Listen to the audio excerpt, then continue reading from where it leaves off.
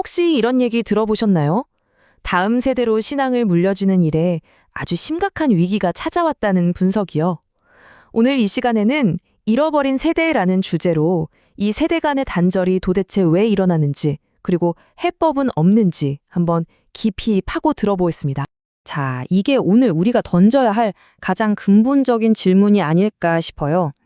왜 부모 세대의 그 뜨거웠던 믿음이 자녀 세대에게는 온전히 전달되지 못하고 있는 걸까요? 이 질문에 대한 답을 지금부터 함께 찾아보겠습니다. 오늘 어떤 순서로 이야기를 풀어나갈지 한번 볼까요? 먼저 신앙 전수의 실패를 끊어진 바통 터치라는 아주 기가 막힌 비유로 살펴볼 거고요. 그 결과로 나타난 영적 고아 현상이 뭔지 진단해 보겠습니다. 그리고 외부적 원인, 또 내부적 원인을 차례로 분석한 다음에 마지막으로 회복을 위한 대안은 없을지 모색해보는 시간을 갖겠습니다.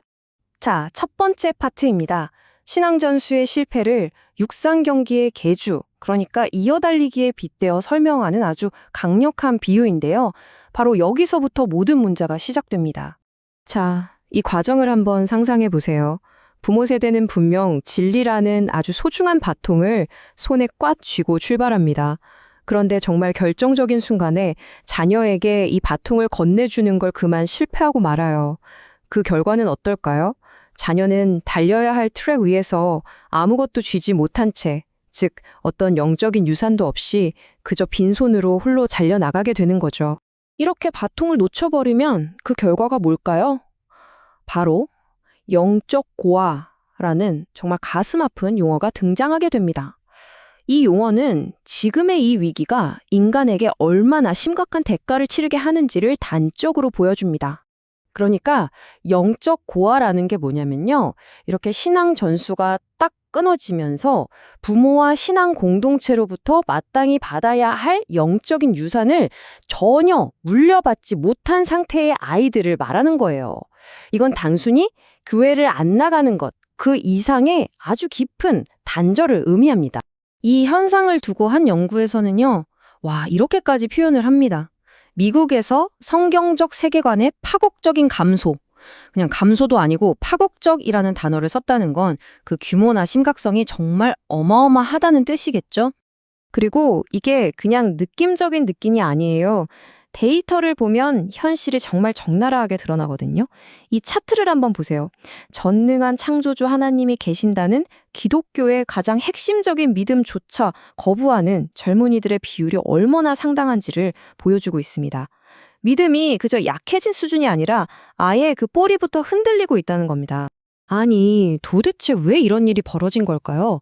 첫 번째 원인으로 꼽히는 건 바로 교육 환경의 급격한 변화입니다. 아이들의 가치관을 형성하는 권위가 원래 있던 가정과 교회에서 다른 곳으로 외부로 이동해버렸다는 거죠. 이 연대표를 보시면 그 흐름이 한눈에 들어오실 거예요. 1948년 미국 대법원 판결을 시작으로 공립학교에서 종교교육이 슬슬 사라지기 시작하더니 1960년대에 들어서는 기도나 성경 읽기마저 체계적으로 금지됐습니다. 그 결과 오늘날의 학교는 종교적 가치가 아닌 세속적 가치를 가르치는 핵심 기관이 되어버린 거죠. 결국 핵심은 이거예요.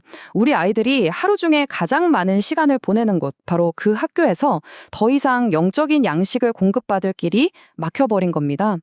오히려 세속적인 가치관에 훨씬 더 많이, 그리고 훨씬 더 오랫동안 노출되는 환경이 만들어진 거죠. 하지만 모든 원인을 외부 환경 탓으로만 돌릴 순 없겠죠. 사실 더 심각한 문제는 바로 가정, 그 안에서부터 시작됐다는 분석이 많습니다. 부모 세대의 타협이 과연 어떤 유산을 남겼는지에 대한 이야기입니다. 이 슬라이드가 문제의 핵심을 정말 날카롭게 짚어내는데요. 보세요. 부모 세대가 진리에 대해서 이럴 수도 있고 저럴 수도 있지 하며 느슨하게 해석하고 신학적으로 타협하면 그 결과가 자녀 세대에서는 노골적인 불신앙으로 나타난다는 겁니다. 부모의 작은 타협이 다음 세대에서는 완전한 믿음의 상실로 이어진다는 정말 무서운 경고죠. 가정 안에서 이런 타협이 구체적으로 어떤 모습으로 나타났냐면요. 1960년대 이후 사회 전반의 도덕적 기준이 느슨해진 것도 있고요.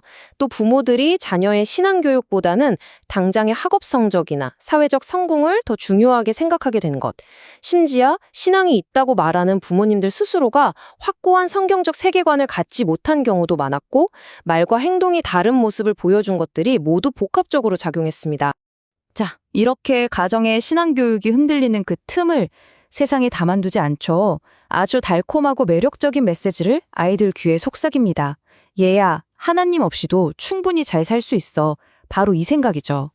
가정에서 단단한 영적 토재를 갖지 못한 아이들은 이런 유혹에 너무나 쉽게 넘어갈 수밖에 없는 겁니다.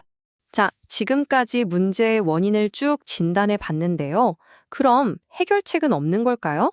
이제부터는 단순히 지식을 머리에 넣어주는 걸 넘어서 좀 더 근본적인 회복의 길은 없을지 한번 찾아보겠습니다.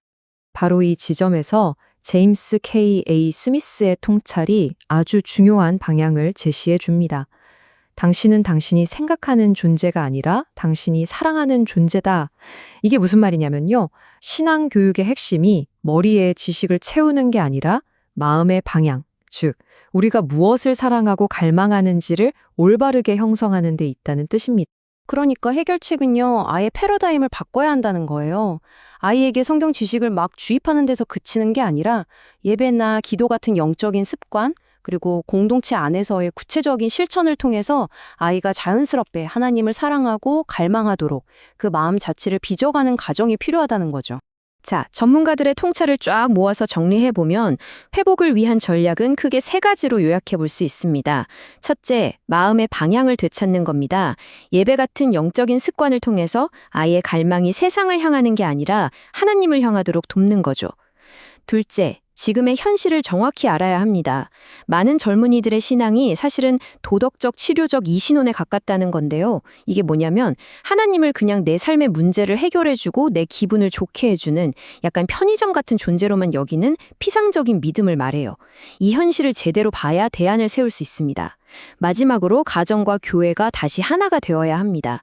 교회가 가정을 신앙교육의 중심지로 인정하고 적극적으로 지원하는 그런 통합적인 접근이 절실하다는 겁니다. 오늘 이야기를 마무리하면서 이제 우리 모두에게 이 질문이 남는 것 같습니다. 온갖 것들이 우리 아이들의 마음을 빼앗으려고 하는 이렇게 주의가 산만한 시대에 우리는 과연 어떻게 우리 아이들에게 변치 않는 진정한 가치를 사랑하도록 가르칠 수 있을까요? 이것이 바로 잃어버린 세대를 되찾기 위한 우리 모두의 고민이 되어야 할 것입니다.